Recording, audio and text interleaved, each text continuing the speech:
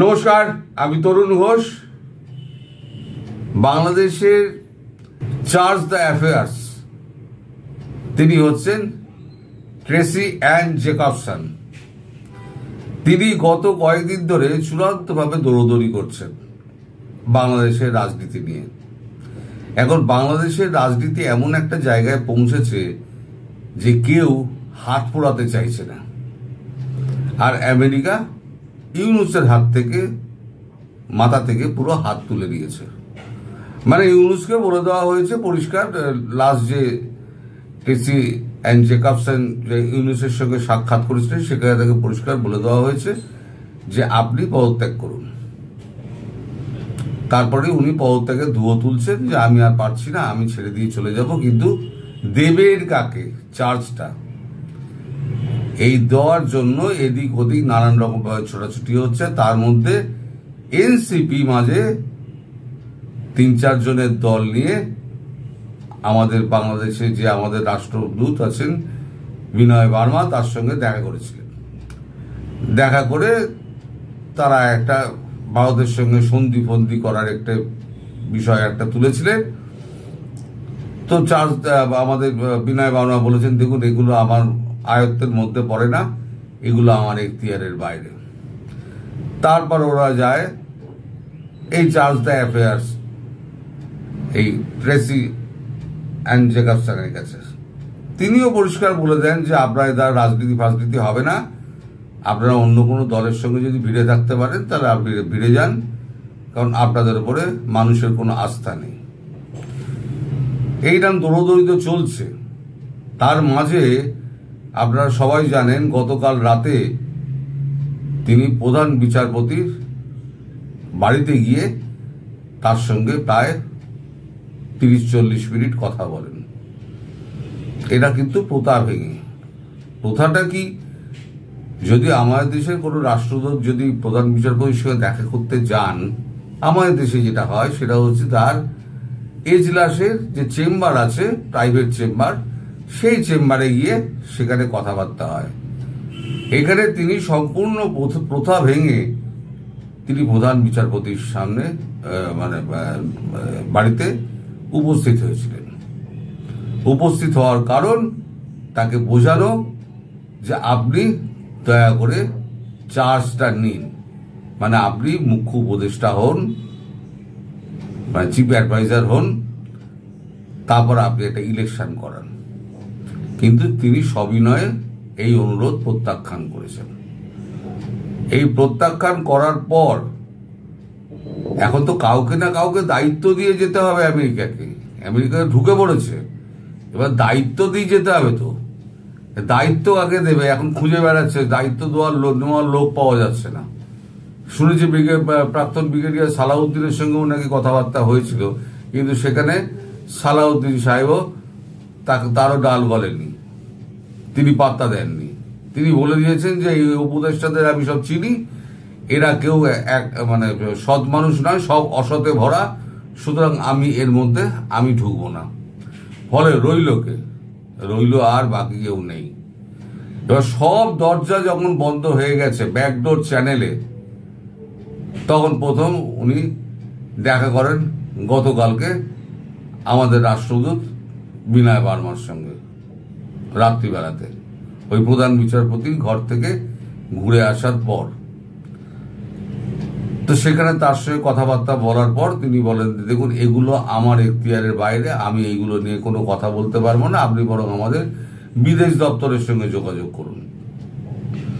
তারপরে তিনি রাত্রিবেলা আমাদের বিদেশ মন্ত্রী ডক্টর এস জয়শঙ্করের সঙ্গে কথা বলেন। এগুলো ব্যাকডোর চ্যানেলে কথাবার্তা হচ্ছে, এগুলো সমস্ত কিন্তু কাগজে প্রকাশ পায় না। তখন বিদেশ দপ্তরে যিনি মুখপাত্র যিনি আছেন রণদীপ জয়সওয়াল, তার সঙ্গে প্রথম কথা হয়। কথা হওয়ার পর তারপরেতে তিনি বলেন, আমি ফোন করে দেখছি যে আমাদের বিদেশ মন্ত্রী তিনি ফাঁকা আছেন কিনা, যদি ফাঁকা থাকেন আমি আপনাকে জানাবো, আপনি তখন তারে এসে ফোনে তার সঙ্গে কথা বলবেন। তারপরেতে কথাবার্তা শুনলাম একটা হয়েছে। তিনি বলেছেন আমাদের একটা পদ বাদলান, যে আমরা কি করতে পারি। তো শোনা গেছে ডক্টর এস জয়শঙ্কর, তিনি তো একদম ঘোরেল কূটনীতিক, তিনি ঠাড়ে ঠোড়ে এটা বলেছেন এটা বাংলাদেশের আভ্যন্তরীণ ব্যাপার, এখানে ভারতের কিছু করার নেই, এটা বাংলাদেশ, তার সমস্যা, তাকেই সামলাতে হবে, ভারতবর্ষ এই নিয়ে কোনো কথা বলবে না। তখন তাকে নানান রকম ভাবে মোল্ড করার চেষ্টা করা হয়। মানে এবার কূটনৈতিক ভাষায় যে কথা হয়েছে, সেই কূটনৈতিক ভাষা তো আর আমি প্রয়োগ করতে পারবো না, আর আমি জানতেও পারিনি। কিন্তু যেটা শোনা যাচ্ছে বিদেশ মন্ত্রকে, কাল অনেক রাত্রির অব্দি আমার কথা হয়েছে, যেটা জানা যাচ্ছে সেটা যেটা জয়শঙ্করজি বলেছেন, এই খেলাটা শুরু করেছিল কে? খেলাটা শুরু করেছিল আপনার দেশ। তখন উনি বলেন যে না, আমাদের তো তখন তো প্রেসিডেন্ট তো ছিলেন না, প্রেসিডেন্ট ছিলেন তখন অন্য ডেমোক্রেট দলের মিস্টার বাইডেন, আমাদের প্রেসিডেন্ট তো ছিলেন না। তখন জয়শঙ্করজি বলেন যে সবাই তো, সরকার আসে সরকার যায়, যেমন চিনবে ভারতকে তেমনি চিনবে আমেরিকাকে। কে করেছে না করেছে সেটা আমেরিকা জানে, আমরা আমেরিকাকে বলছি আমেরিকার সামলান। এই কথাবার্তার মধ্যে নাকি এই কথাটা হয়েছে, এই শুরু আপনারা করেছেন যখন, শুরু আপনাদেরই, শেষ আপনাদেরই করতে হবে। এবার কিভাবে করবেন না করবেন সেটা হচ্ছে আমেরিকার মাথা ব্যথা, ভারতের মধ্যে নাক গলাবে না। আর একটা জিনিস জেনে রাখুন, সেটা হচ্ছে ভারতীয় সৈন্য যদি বাংলাদেশের মুখে পা রাখে, তাহলে পরে এই অবস্থায় যেখানে নাকানি চোমানি খাচ্ছে বা আমেরিকা, সেখানে কিন্তু তাদের ইমেজ আরো ক্ষতিগ্রস্ত হবে, অর্থাৎ নাক কাটা যাবে। বাংলা কথায় আমরা যেটা বলি, এই অবস্থায় ভারতীয় সৈন্য যদি বাংলাদেশে পা রাখে, তাহলে আমেরিকার নাক কাটা যাবে। সেটা আমেরিকাও বুঝছে। এই যে সৈন্য সমস্ত প্রহরার ব্যবস্থা করা হয়েছে, কামান রেডি করা হচ্ছে, ড্রোন আসছে, অমুক আসছে, এগুলো তো আন্তর্জাতিক মহলে খবরগুলো হচ্ছে। হয়তো খবরের কাগজ সবকিছু প্রকাশ পায় না, কিন্তু সিআইএ তো সব খবর রাখে।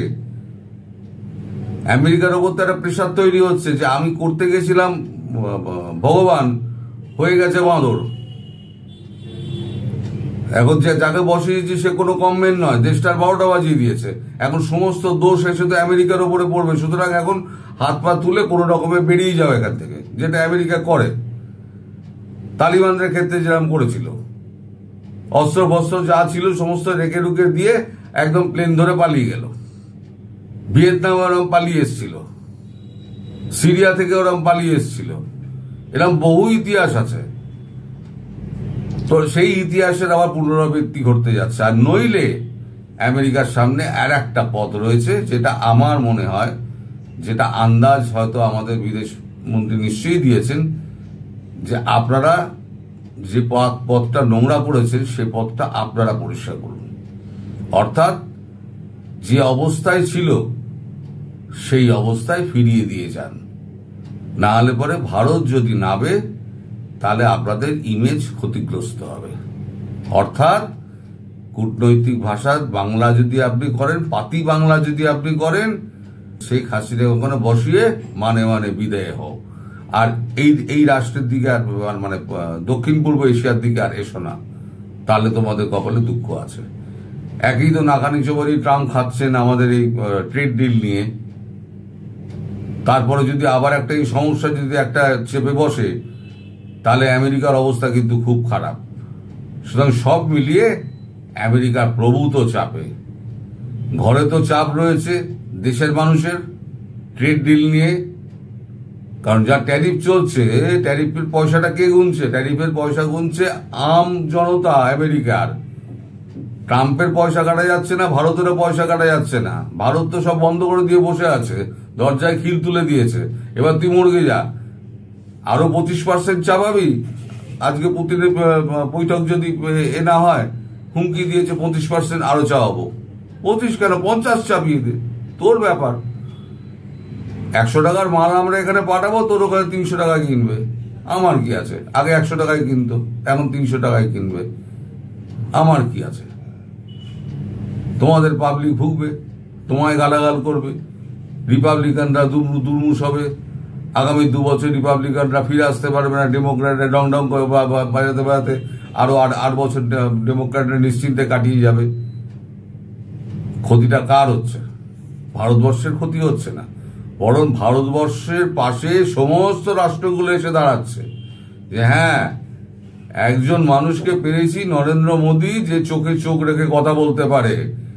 আমেরিকার দাদাগিরি সহ্য করা হবে না, ইটটি মারলে পাটকেলটি খেতে হবে, ভারত ঝুঁকেগা নেই। আর আমি আর একটা শেষে কথা বলবো, আজকে আমাদের স্বাধীনতা দিবস, স্বাধীনতা দিবসে সবাইকে শুভেচ্ছা জানাচ্ছি, কিন্তু আপনাদের শোকের দিন। শোকের দিন শুধু বলবো না, একটা দুঃসময়ের মধ্যে দিয়ে আপনারা পার করছেন। এই দুঃসময়, এই ঘোর কালো আকাশ, এই ঝঞ্ঝাময় আকাশ খুব শিগগিরই কেটে যাবে। আমার উপর আস্থা রাখতে পারেন, বিশ্বাস রাখতে পারেন যে ভারতবর্ষ যা করছে তা মেপে পা ফেলছে। আন্তর্জাতিক মহলে ভারতবর্ষের একটা উঁচু জায়গা আছে, সেইখান থেকে ভারতবর্ষ নিজেকে নামাবে না। ভারতবর্ষ যা করবে পার্মানেন্ট ব্যবস্থা করবে, যাতে ভবিষ্যতে এই জিনিস না হয়। আর সবাই ভালো থাকবেন। শোকের মাস হলেও সবাইকে আমি ধন্যবাদ জানিয়ে আজকে এই অনুষ্ঠান শেষ করছি। নমস্কার।